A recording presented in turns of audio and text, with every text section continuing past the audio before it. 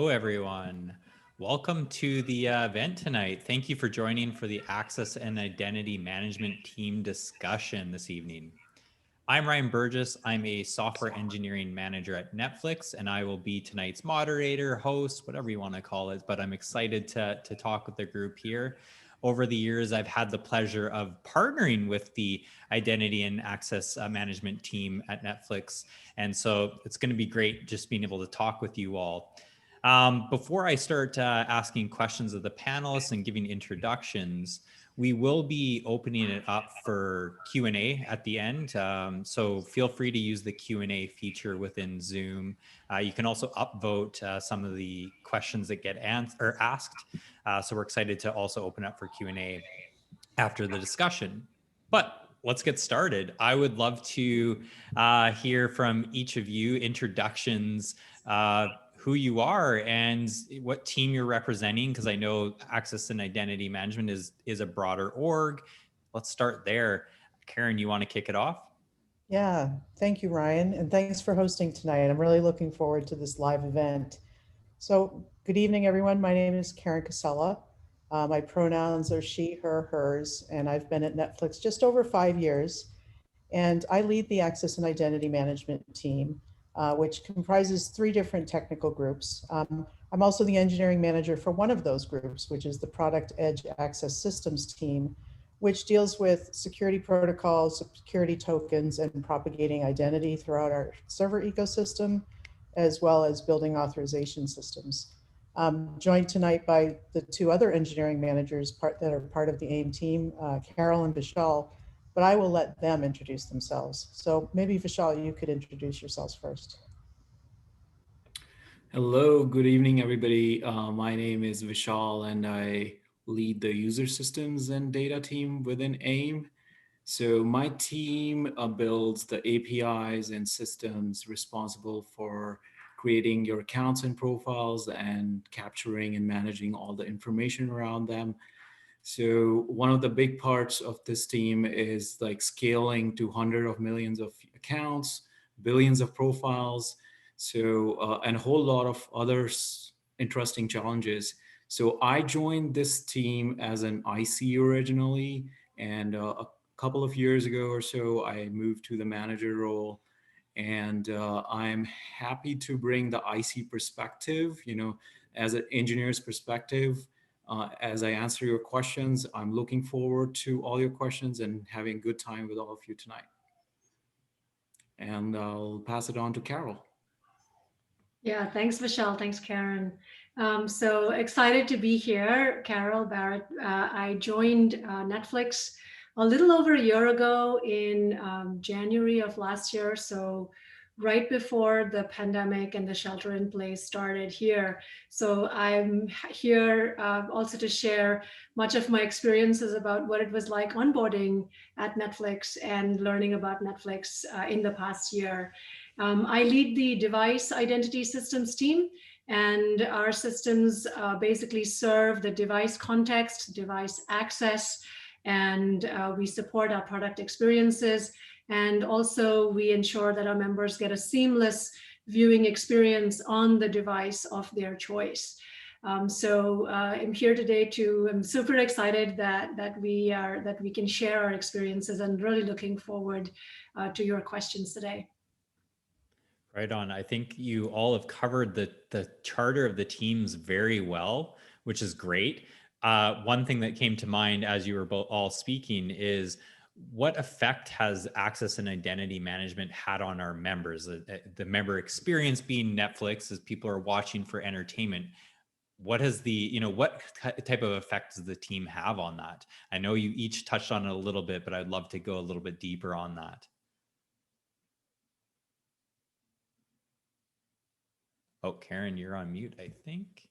Yes. Oh no, I was the first. Oh, the fun of no, it happens. I mean, well, I got it out of the way, so yeah, exactly. Now we're going to be professional and really pros at it from now on. Exactly. It's funny. Our impact is kind of subtle. We sit somewhere between the platform and the product, and so a lot of the work that we do is invisible, but we do enable some very interesting functionality. And some of the things that we're working on today these days is going to help us do that even more. For example, we recently had a free preview weekend in India, which we called Streamfest. And it was a promotion where people could watch Netflix for free for 2 days, all the content on Netflix. And our authorization systems that the AIM team builds was underlying that and enabled us to do that in a great way. You know, we're also working on different ways of thinking about access control. You know, if you think about Netflix, we primarily have members and non-members, and members have one experience and non-members have another.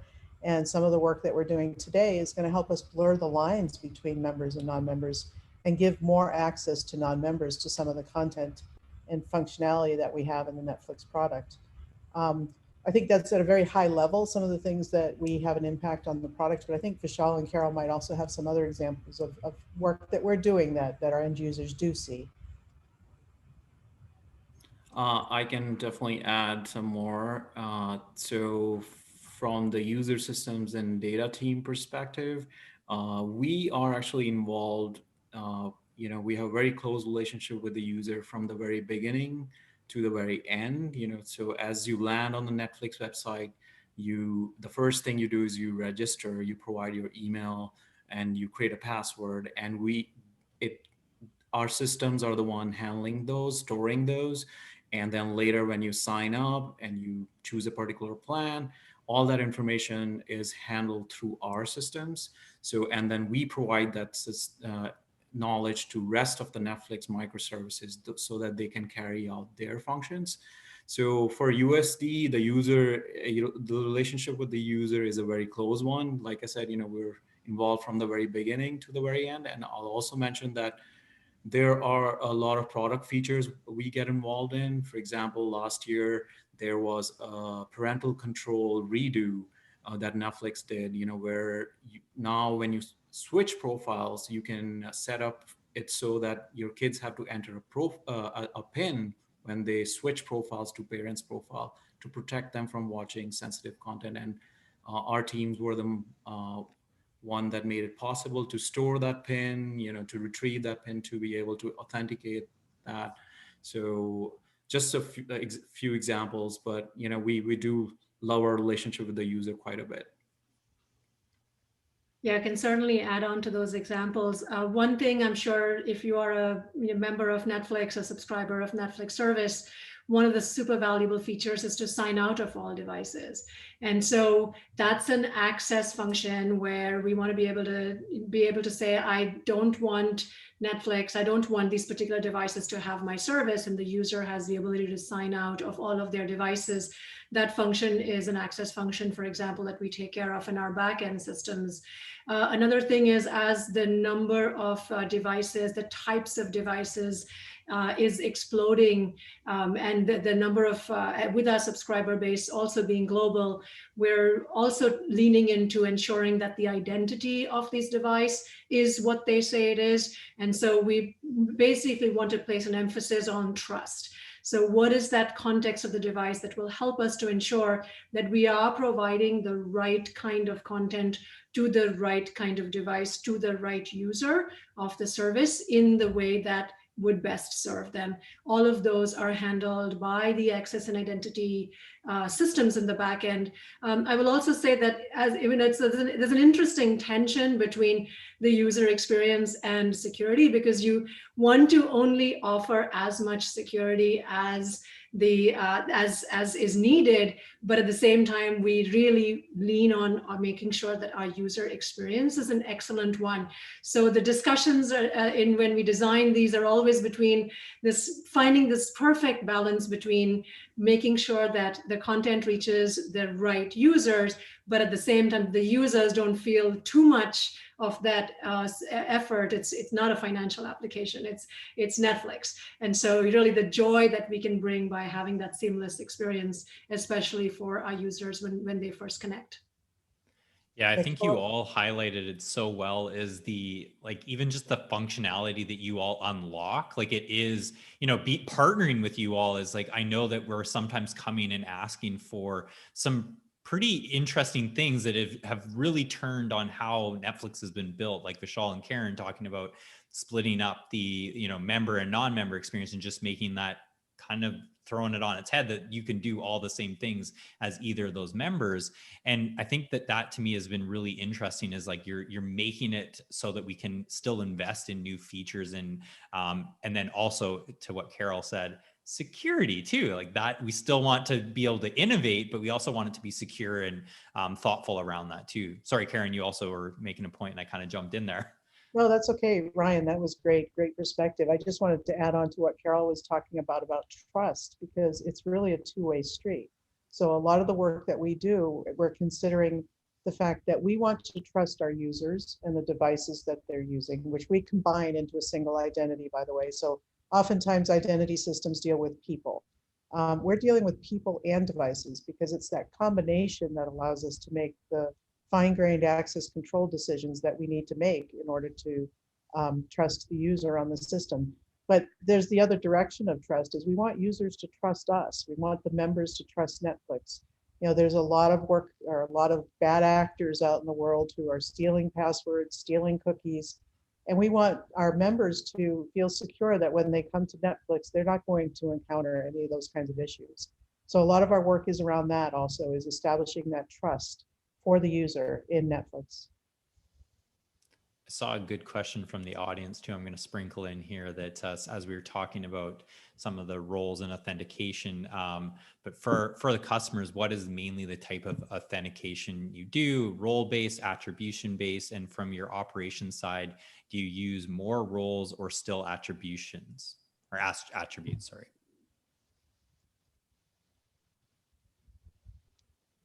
Who wants to answer? I was hoping I Vishal can- would jump in on this one. Yeah, I can. I like that. Throw them out right up on the hot seat. No, I'm happy to take this. In fact, we've been very closely involved with this in the last year as we created a new architecture for doing just this.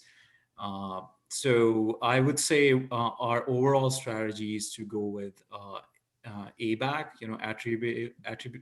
attributes-based access control. So because there are so many elements of enabling or disabling access within Netflix that a role-based policy would fall short. So what we have identified is there are so many aspects around what kind of device the user is accessing things from, what country are they coming from, what kind of maybe experimentation they are part of.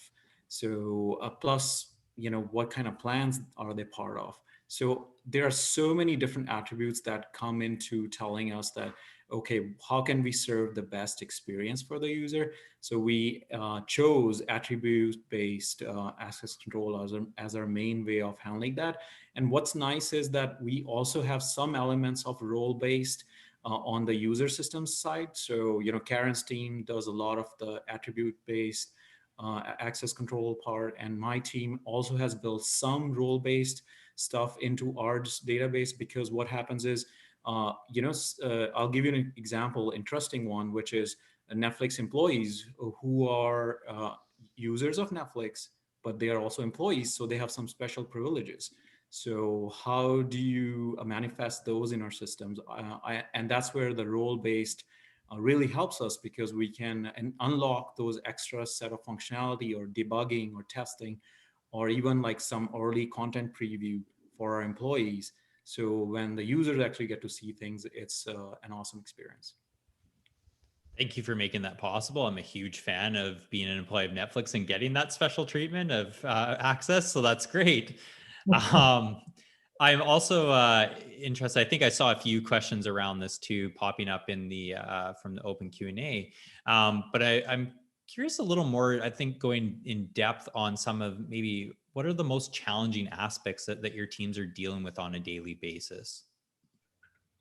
I can talk to that because I feel like I have the fresh person's point of view here.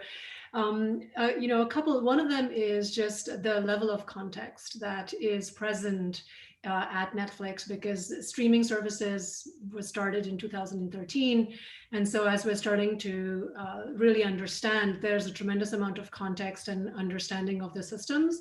And so on a daily basis, it's navigating that. Who knows what? Where's this information available? What does it make sense? What does it mean? And if I change it, am I going to break something?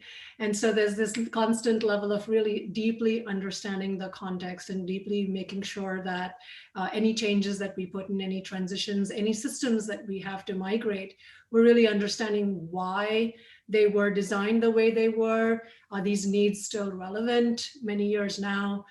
We want to design them such that they will be scalable for the future. So what is that ideal design going to be that will make sure that our members are continuing to receive the quality service that they are getting, but also we're designing for all of the new systems and new devices and new users and the new experiences that will come in the future. And so we want to future-proof our systems for scale, but at the same time, this constant balance. And so learning that context certainly is one of the, I would say, challenging but very interesting problem statements that we always have to deal with on a regular basis. I mean, as engineers, I feel like if you weren't being challenged, it'd kind of be boring. You want to have those challenges. Yeah, absolutely. And in fact, that's what, the members of my team who have joined in the past year, this is what brings them joy, because it's all about doing this, but in a environment which is high scale. And also at the same time, Netflix is a great place for A/B. There's a lot of A/B testing. So there's constantly all of these permutations and combinations which are challenging our systems and making sure that we're offering the right services. And so what that's going to look like in 2 years, it's unclear. So it's very interesting to design these systems, thinking about what that's going to look like for a future. Yeah, I'll build on that because I think Carol hit on some important points here. And I think that one of the reasons I came to Netflix was the technical challenge. And so just to give you a perspective on scale, we have over 200 million members. We handle about 3 million requests per second at the front door. And we have roughly 2,500 different types of devices that we deal with in the ecosystem. So scale is super critical to the work that we're doing, and the engineers in our team are highly skilled in dealing with very high scale, very good performance, very low latency, and a lot of resiliency. So we have to build in a lot of elements in the design to deal with failure. Failure is inevitable, but we want to make sure that we fail gracefully. And so there's some very interesting challenges in how do you do that? Vishal, maybe you could talk about the fact that, we have all this data that is user data that is distributed around the world, and how do we manage that? Because that's another big technical challenge I think that the team faces. Yeah, sure. As you know, Netflix is in over 190 countries, so we want to ensure the best, low latency experience for all our users, no matter where they are. So we have put a lot of thought into how we design our user systems databases. There is so one important thing to consider is that we are entirely on AWS. So we have made this bet that we will rely on Amazon's expertise to build the cloud infrastructure for us. And then we have within Netflix, we have like a platform team that builds a lot of Netflix specific infrastructure. So and part of that team is a team called Cloud and Data Engineering. And we work very closely with them to create a solution around Cassandra, where we have Cassandra clustered with regions in US, in Europe, and in Asia, someday also. So where we are trying to distribute our data in a way so that we can serve the users from the closest region that is available there. And the interesting part comes around is now AWS does have outages sometimes, right? So how do we work around that? So our platform team and our various teams within Netflix have figured out this very cool strategy around how are we gonna do failovers. there have been actually cases when we are able to detect problems in AWS before even Amazon alerts us, and we are able to switch over the traffic to the right region where that data is more efficiently available for all of our systems. So overall, we have taken an approach of like, create distributed systems from the get-go. We're not gonna start with like, let's say all our data hosted at one place and try to distribute it slowly. We are already at a scale when we go live, we start with data distributed across the world. And then what's the interesting part is the managing the consistency. We do like many different things depending on the type of data. For users data, at least one thing that stands out is that you want eventually consistent is totally fine. We're not a bank. So you don't need to, if you see a recommendation or a part of your account setting updated a minute later, in the rare cases, it might be okay. But at the same time, it enables so many different use cases and so much efficiency, we're able to leverage them. That's great. Thank you for answering that. I saw another question that popped up in the Q&A that I'm going to probably throw Karen's way because I'm very aware of she was the one behind the blog post, but someone had mentioned that there's a blog post that Netflix introduced authentication at the edge. Can you share more of the challenges Netflix faced with leading to this new technology? Oh, that's a great question. Yeah, so a couple things. So Netflix uses a proprietary security protocol that between our devices and our ecosystem, our server ecosystem. And prior to this change, we had multiple systems that needed to deal with terminating that protocol and dealing with the tokens that were provided by the clients. And most engineers don't need to deal with terminating security protocols. It's complex. It was redundant. We had a lot of different systems doing the same things. The other thing that introduced for us was multiple types of tokens. So most people are aware of cookies. Cookies is the main token.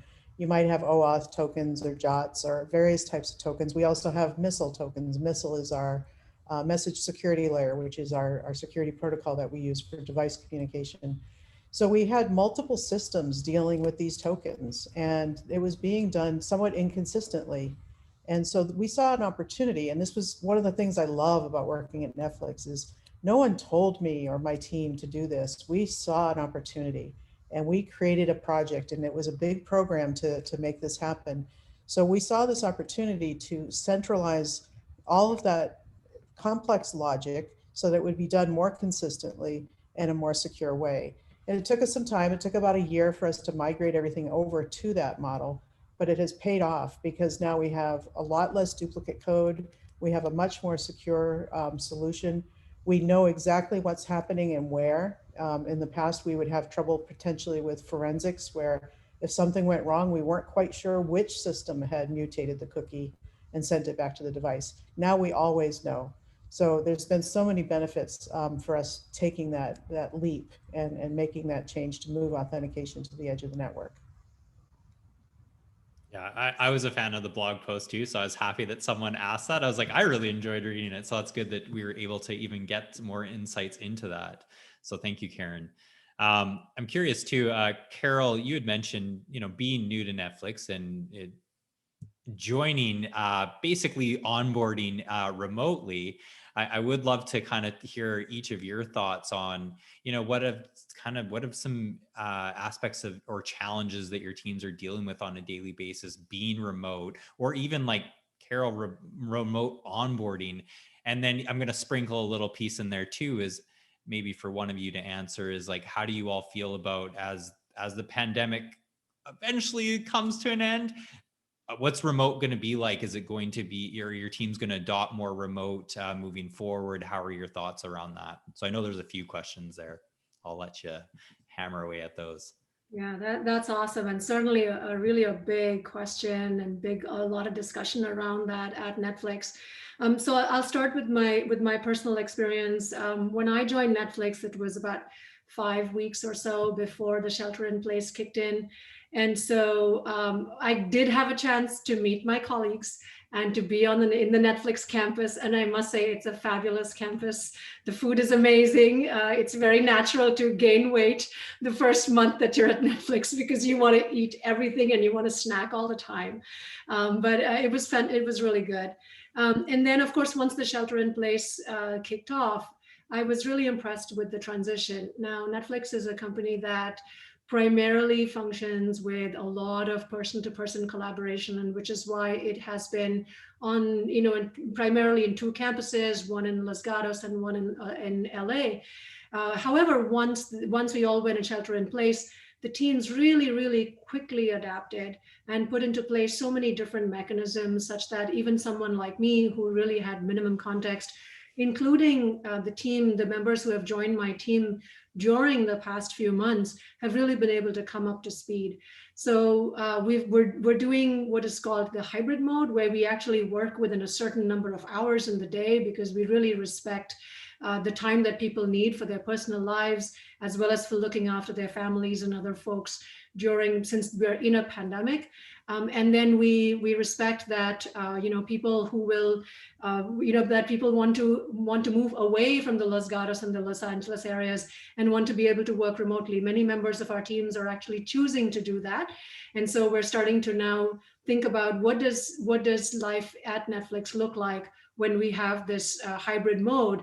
And we're super excited about it because now it opens up the possibility, because we're looking actually forward to being able to work with colleagues who are based all over the US and potentially even in Canada starting July 1st, where we will be able to hopefully work with colleagues who can work out of Canada.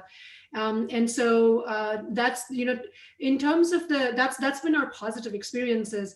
In terms of the challenges, I think there's definitely, me being a person, I love going into the building. And so there's always this rapport that you build and this communication and this great water cooler conversations and things that you can have. We miss that, especially when you're coming into a new team. It's really hard to find people. It's really hard to know who to talk to. There's no hallway conversations. So to circumvent some of that, we've put into place a lot of healthy practices. And those include things like we have a brown bag every week that Karen actually set up. And so the entire AIM team gets together once a week.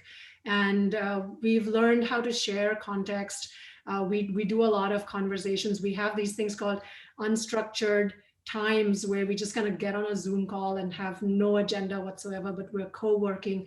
So we're trying to find various ways and adapting to various ways in which we can all learn about each other, support each other, but also not make it so strange that we have new people coming in, finding ways to connect and communicate and share that context, which is really important at Netflix. Yeah, I'll add to that. I think one of the biggest challenges for me has been there are actually members of our team that we hired during the shelter in place, and I have never met them in person. I know what their offices look like. I know what their children look like. I know what their pets look like, but I've never met them in person.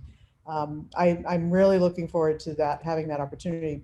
But at the same time, that opens things up for us. One of the things like Carol said, we've built a lot of great practices and we've gotten really good at being a distributed team. In fact, Vishal and I are working on a blog post. It's going to be called Distributed But Not Disconnected. And we're going to talk about our experiences here and how we've been able to make this work. I think one of the biggest challenges as an engineering organization is that those times when you just want to pick up a pen and go to a whiteboard with someone and just map out a design and talk about different things, that's a little bit harder to reproduce. So we're having to be a lot more intentional about creating space for that type of interaction. But it also opens up so many opportunities for us. Now I'm super excited about the fact that when we go back to the office is distributed. We can hire people from all over the country. We can hire people in Canada. There's so many people I've talked to, when I'm at conferences, they're like, oh, when is Netflix going to open an office in New York? And now we don't have to, we can support someone working remotely. And so I'm super excited about all that opens up for us. Yeah, I'll echo a lot of those same feelings that there's more opportunity for that. I think even for my own personal feeling on it is that, I don't really want to be remote, but now I also have realized there's a lot of good flexibility that I will also have, which I think is great. Karen, I laugh too, is that you don't really know some of the people that we've hired. I always think about it as you don't also know how tall they are because that's like, we don't see each other. It's so weird in that way. So I thought that was always one that's like, I'm like, yeah, there's people I haven't met in person yet, which will be interesting. Vishal, there was a good question here for you specifically. Maybe a bit of a feature request even is, has Netflix ever explored user sign-up experience based on federated identities that would help folks remember one less password? No, that's a great question. Thinking for about our users, the best experience for them is paramount. So Netflix has been, as a streaming service, has been around for over 10 years. And what I wanted to highlight was that at one point we did have Facebook integration. You could basically sign up and sign in into Netflix using your Facebook account. And so one of the things that stands out for me at Netflix is that how we are pioneers in terms of experimentation, in trying out different product experiences for our users. But at the same time, we are very much focused on, delivering the best experience. And we noticed that when people signed up using Facebook, there was some hesitation around how their data was being shared, although we do not share any data, but there was certain uh, you know there was an impression with people that how they were worried about what data would go to Facebook, or what they watch could end up on Facebook. So that's just an example how we have done things in the past. And what I would say is that and we are continuing to explore these kind of opportunities and say, okay, what kind of experience can we offer people to make it smoother, more efficient for them to sign up or sign into Netflix. So I cannot say one way or the other which one we'll try next.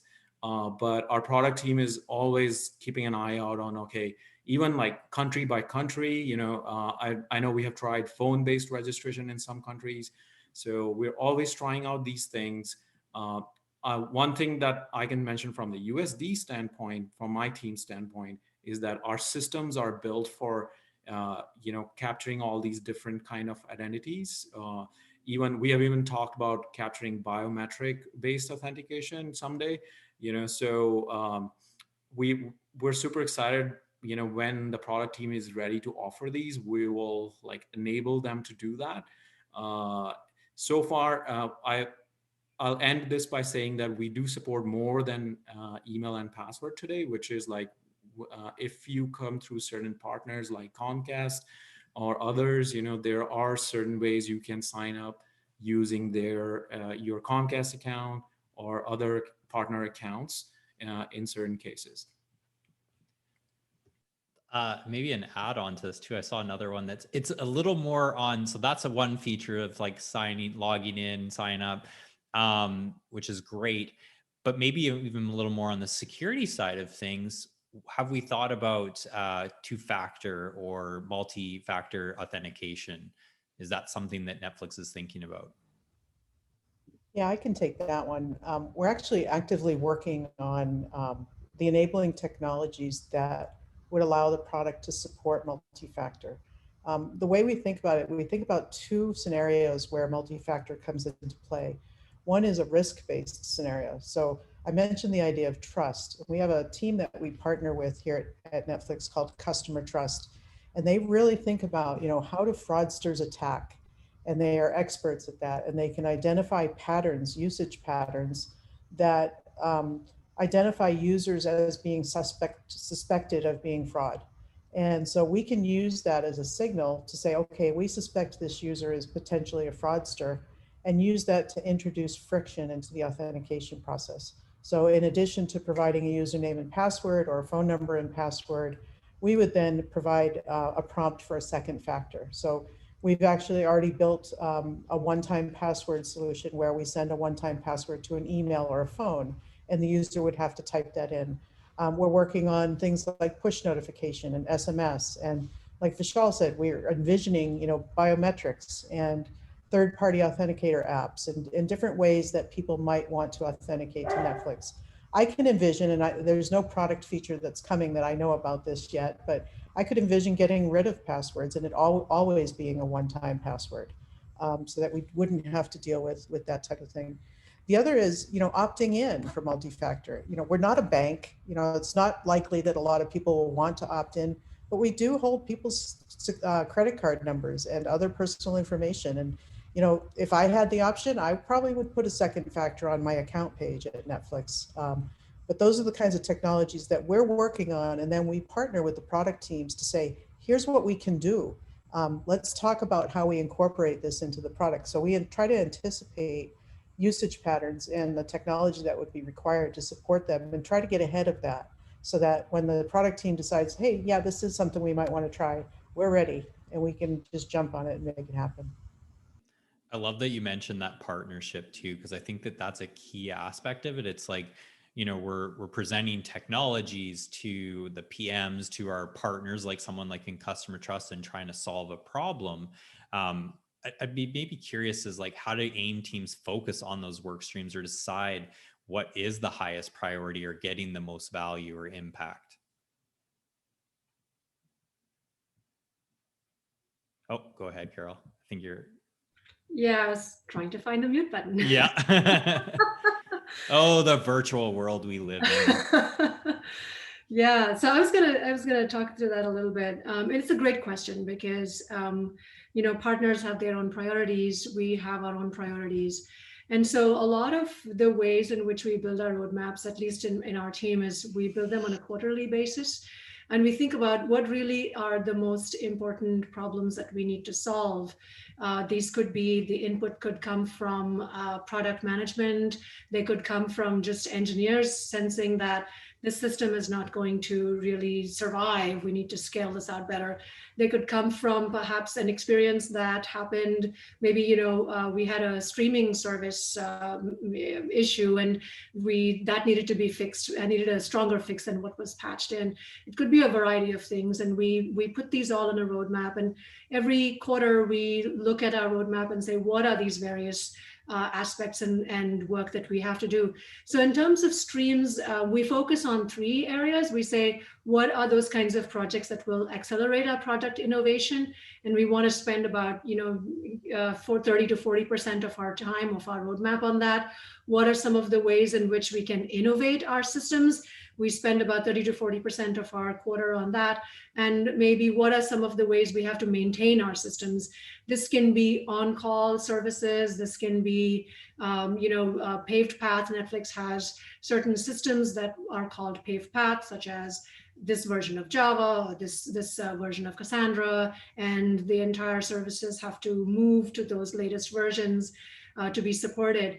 And so we plan all those really with, it's the engineers that plan all those, because that's really our job as managers, is to offer the right context, and so that the engineers, the ICs and on the team have the right level of understanding to say, well, this is why I think we have to prioritize this versus this. And then we talk about those, and then we put those together. Largely the categories and what falls into this comes out of conversations with partners, including our product management and other partner teams. That's super helpful. I like that. Yeah, because I think it's interesting, the balance of how to prioritize. It's like there's a lot of great features out there, and it's like how do you want to, what should we go after, which is really interesting. Maybe that being said, I'd be interested to know, like we've talked a little bit about the growth or changes that even PMs or partnering teams or security is asking or putting on the AIM team to try and invest in. What are some critical changes that the team is almost needing to think about for that future? Like, what are some things that are on top of mind for all of you that's maybe years out that you're having to start to think about? Yeah, I think a big area that we're focused on right now is scaling our systems beyond where we are today. So we recently passed 200 million users. We can envision a future where that's a much larger number, and we need to make sure that our systems are going to support that. most of the work that's done at Netflix on the server side, it's pretty straightforward. We're horizontally scalable, but there are other aspects of that, especially when you think about user data, which Vishal is responsible for. How are we going to propagate that around the world in the appropriate way? The other thing is, as Netflix grows, there's more and more testing going on. So I think Carol mentioned A/B testing.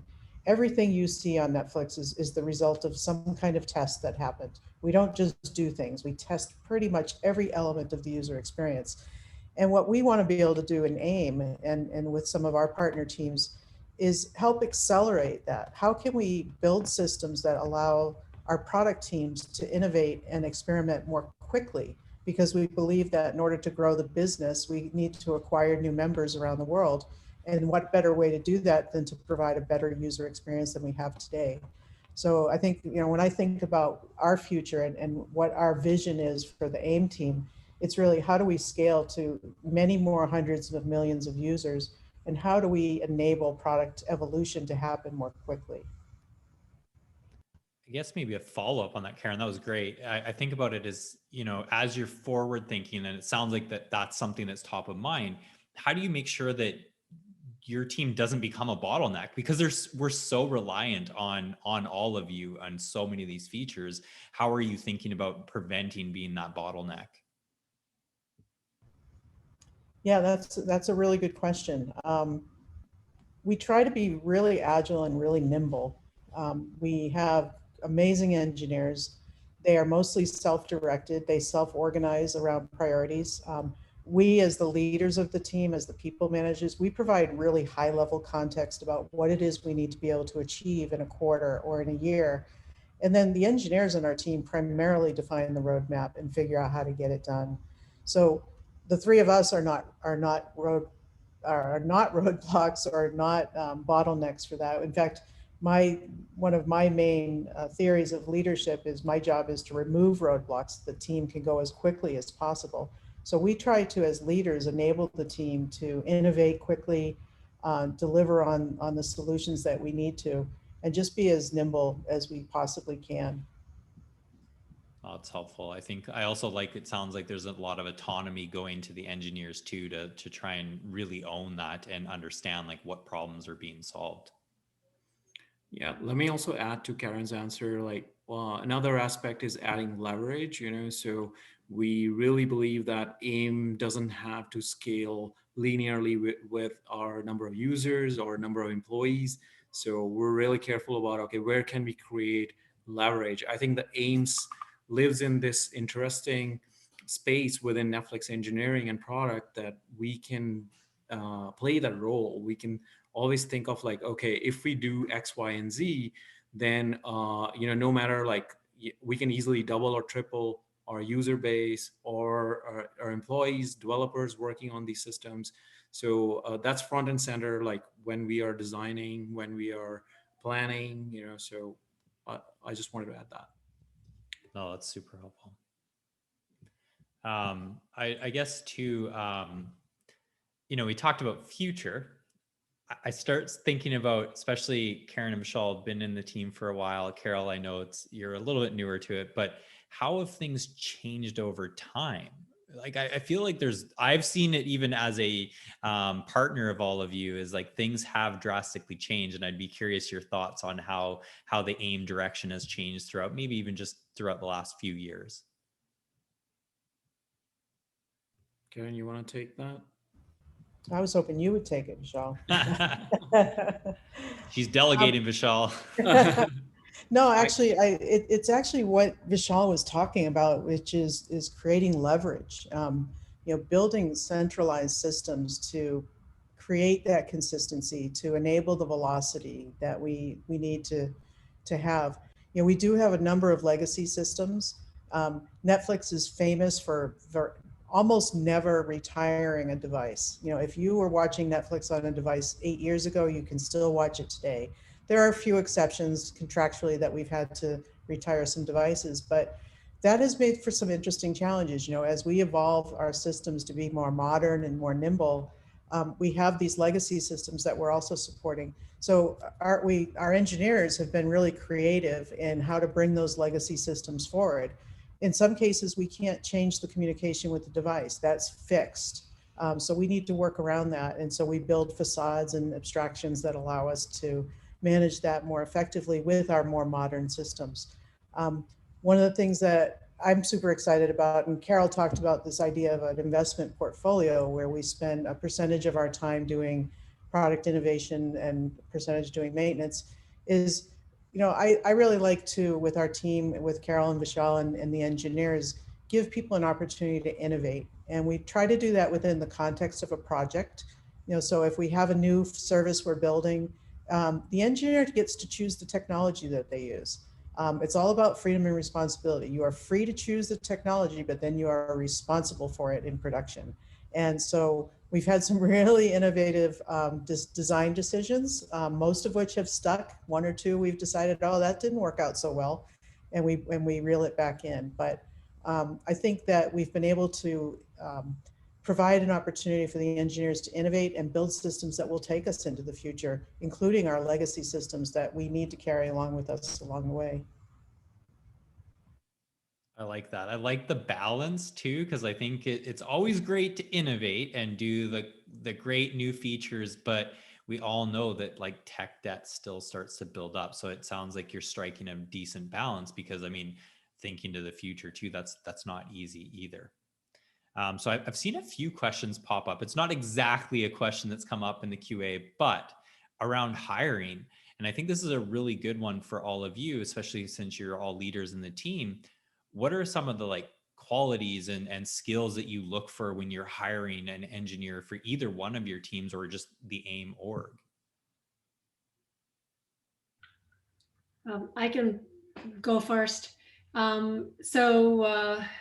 Our work primarily is, I would say, just from a skills perspective, right? We're primarily distributed systems. We write Java applications. So it's just, as I have hired into the team the last year, I would say that those are core skills. If you have those, that's fantastic. And by Java, I mean JVM languages, because the systems are written in Java and JVM languages. And so really having that knowledge will help you ramp up quickly, hit the ground running. Other than that, I would just say, take a look at the Netflix culture deck. We love our engineers to be able to demonstrate values that are in the Netflix culture deck, curiosity, strong collaboration, partnerships, all of those various things, which we just value here and just make for a stunning colleague at Netflix. I will say that the technical interviews are not straightforward, they're challenging. And so if you are planning to interview with anyone at Netflix, take the time to prepare. Our managers do provide a lot of context before the interview on what the interview might be like, who you would be talking to. And so really, it's a stark difference how much that preparation can help in terms of really making a really great interview, in terms of the thoughts that you might have, and really, standing out in terms of how you can make a difference and an impact in this company. Anyone want to add? Carol, that was a great way to answer it, but I'm sure there's more depth on both from Vishal and Karen. Yeah, I'll add to that. I think that Carol hit many of the high points. We are looking for experienced distributed systems engineers, because we do, in addition to designing and building these services, we run them in production. We don't have an SRE team that is running our services. And the last time I counted, I think our 3 teams had roughly 37, 38 services that we manage in production. So we also need folks who are experienced with that. How do you debug? How do you look through distributed systems to understand what's happening? Because that can be super challenging. We always are looking for folks who can work independently, because we've talked a lot about how we work as a team, and we expect our engineers to be able to work very independently. One question I get is on the technology side. Folks will talk with me about openings and they're like, but I don't have any security experience. And I always say, that's okay. That's a nice to have. We have amazing security partners that we work with. There are 2 different security teams that we work with here at Netflix who have deep technical security knowledge, and they guide us. We also have folks on the AIM team who've had experience building security systems, but it's not a prerequisite. It is a nice to have. If you've worked in that field, it helps you get a leg up, but we're really, like Carol mentioned, we need really good distributed systems engineers to build the systems and operate the systems that we're using. I'll round that off with something, well, that's really dear to my team and in fact all of AIM, which is scale. We love scaling challenges. If you are the kind of engineer who loves building something and thinking how that service can serve like millions, hundreds of millions, or even billions of users, I think if you're excited by challenges like that, we just love that. In fact, like when you talk to individual teams, so one of the features of the interviews we have is that our interviews are very closely modeled after the kind of work we do. We don't believe in like giving generic lead code questions to engineers, and we do want to give you a flavor of the work we do as you interview with us. So you will see that uh, you know percolate or show up through our interviews when you talk to us. So if that excites you and distributed systems excite you, I think you should talk definitely to us. I want to circle back a little bit too. Carol touched on a really good point about reading the Netflix culture deck and understanding that. I mean, I personally know how much we interview across. It doesn't matter really what role at Netflix. It's that is really ingrained in a lot of the things that we're talking through and interviewing for.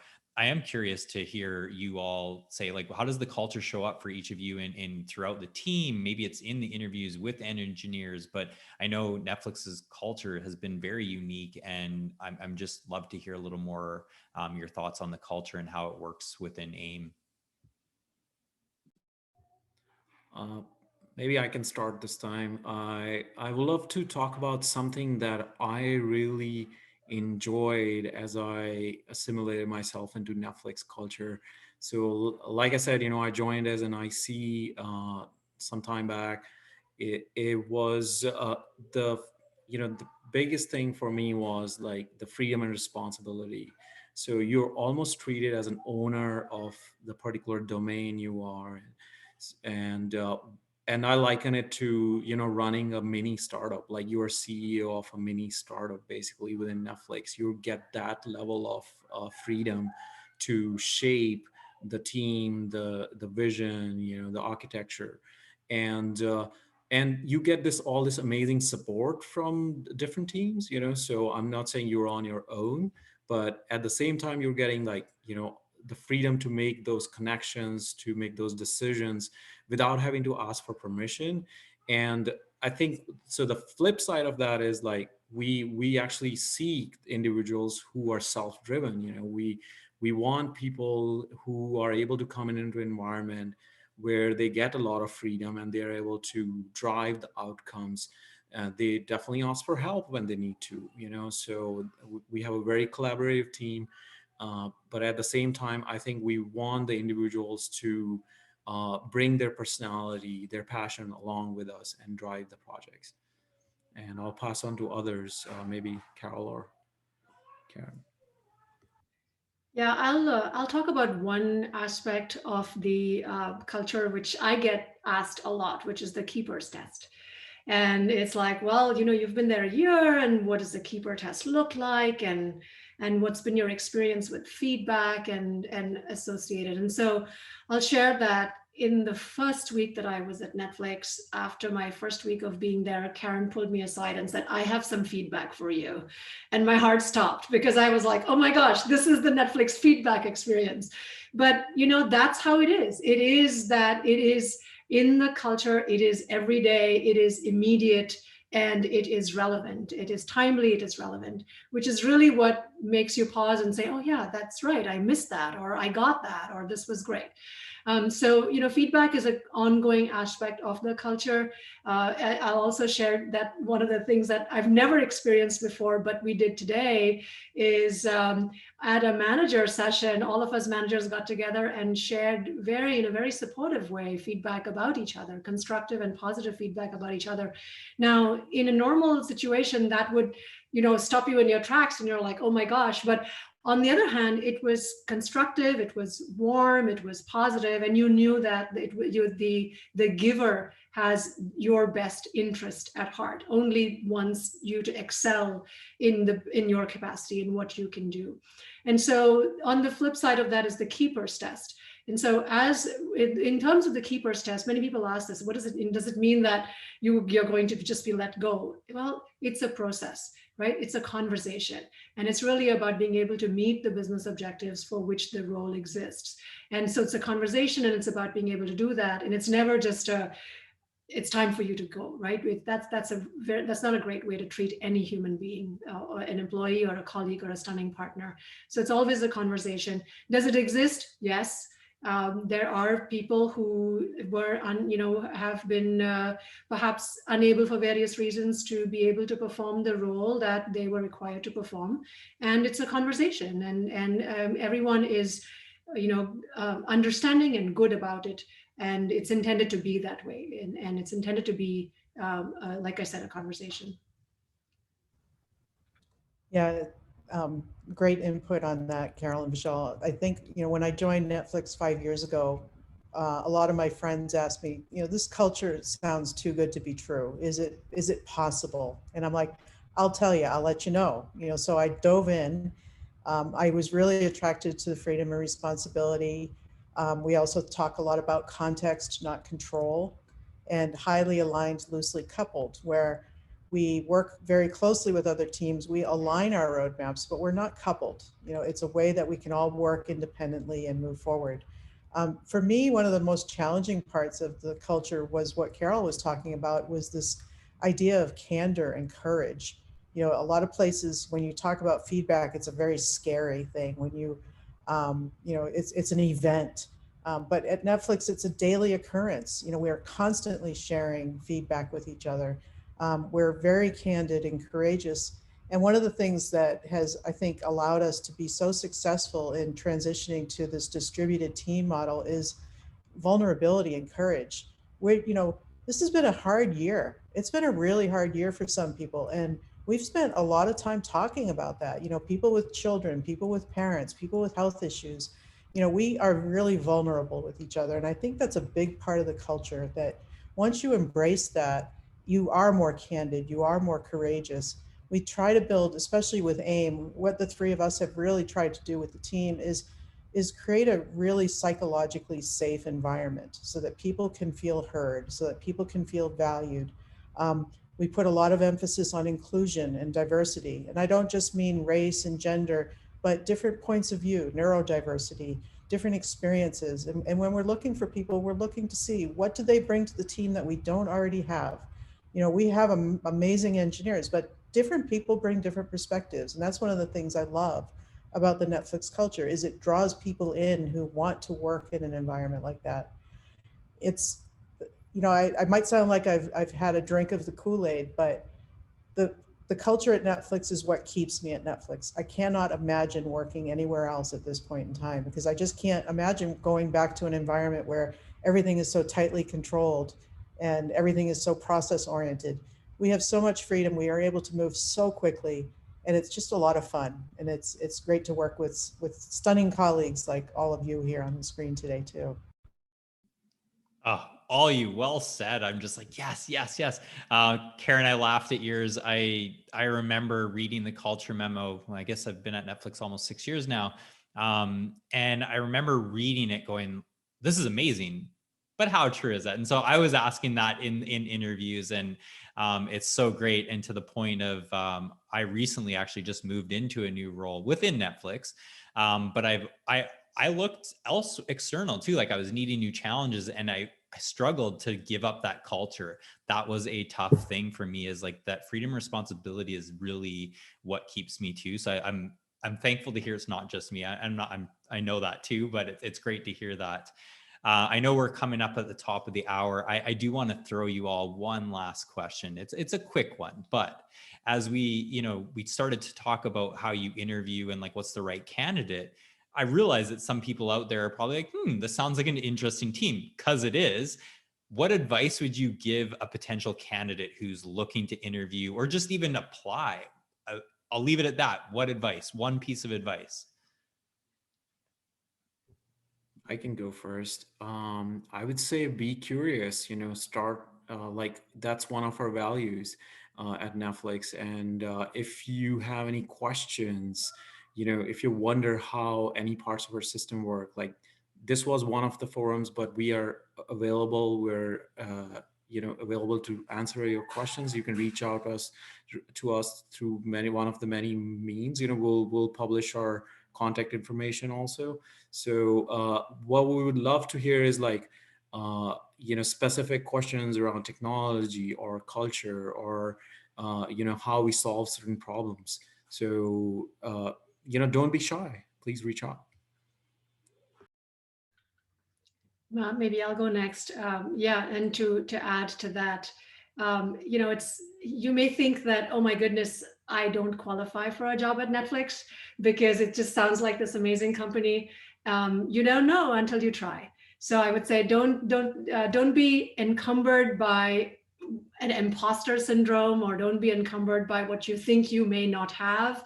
Uh, Talk to us, and we design each role individually. So talk to us, and if the opportunities are not on the AIM team, there are plenty of other opportunities in other teams that we'd be happy to recommend you for.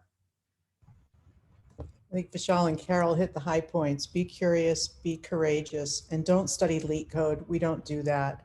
The problems that we'll talk about in the interview are actual problems that we're working on. So we try to make it clear that when you come and talk with us, you're going to be talking with us about the work that you would be doing if you were going to be joining Netflix. So be courageous, be curious, and just reach out. And we're not that scary. You can see that. We're all very approachable, and we would love to hear from you. Well, thank you all. Thank you to the attendees for joining us. Hopefully you got some really good information, probably even have a lot of follow-up questions, which is great that everyone on this panel is open for, which now we have on screen, which is great. You can reach out to any of the panelists and please do ask them questions. Thank you for the amazing panelists. I enjoyed being able to ask you all these great questions. So thank you, Karen, Vishal, and Carol. This was a lot of fun. Yeah, thank you all for listening. Have a great rest of your evening. Thank you, Ryan, for being such a great host. Thanks, Karen. Thank you, Ryan. That was awesome. Thank you. Good night, everyone. Good night. Have a great night.